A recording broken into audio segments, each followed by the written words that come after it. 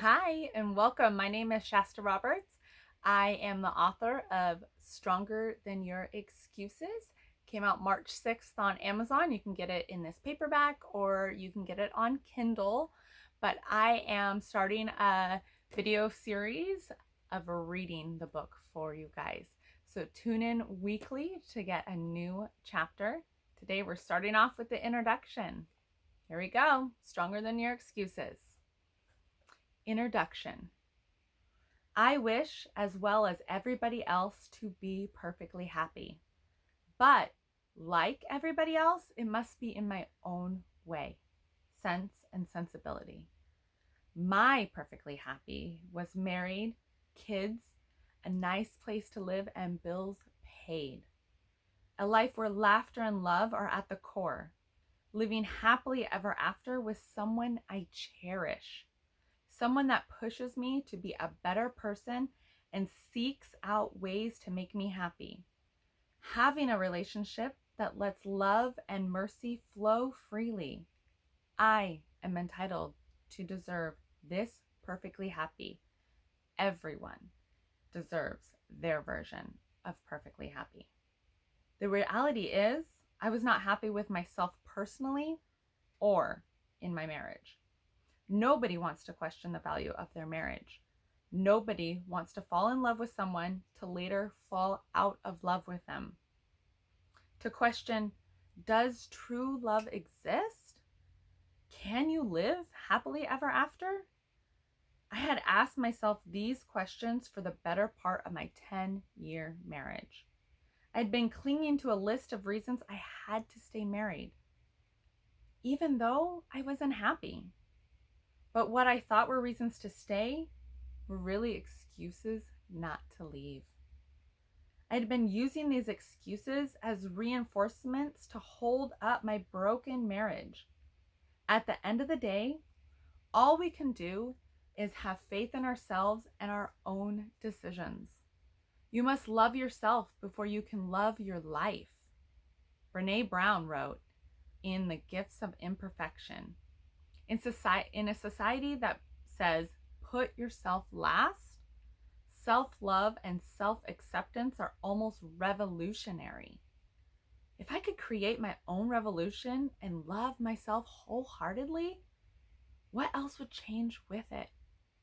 What other ships would rise with the tide? So that's what I did. I started my own revolution to love myself and discover who I was meant to be, hoping my marriage would be better for it. I lost weight and focused on having a healthier body and lifestyle. I started a self-care routine, which included products and services that made me feel joyous. I carved out time in my life to participate in more activities that fed my soul. Self-love doesn't happen overnight, but it also doesn't have to take years. In just a couple months, my whole vibe had changed and I was able to find my inner strength.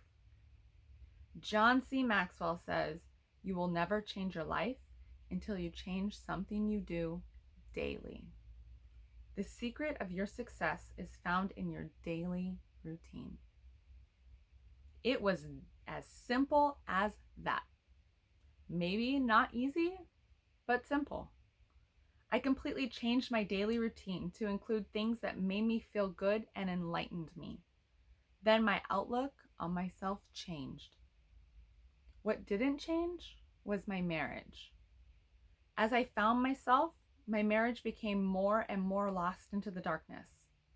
After I started putting myself first, I was able to see my husband was putting me last.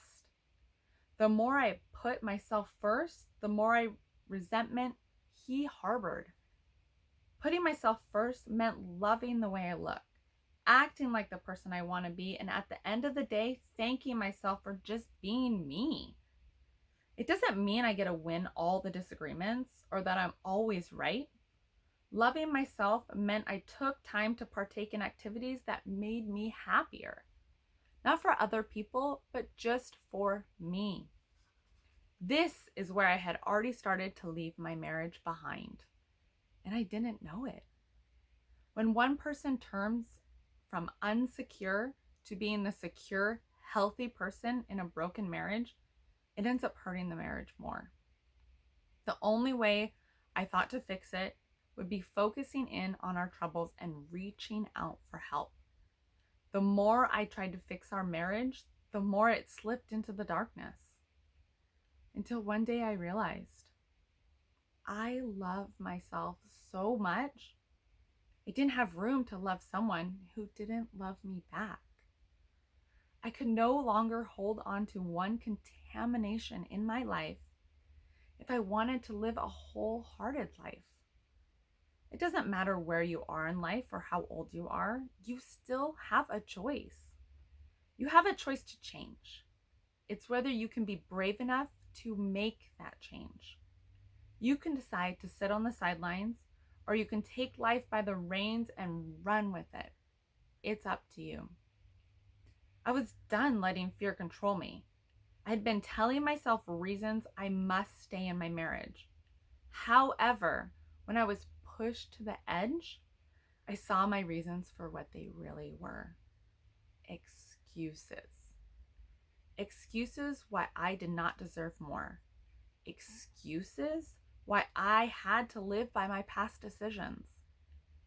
At that moment, I realized you cannot change the past, but you can change the future. It wasn't easy giving up my excuses. There is a lot of emotions intertwined with them. Bear with me through the emotional toll excuses brought to my life.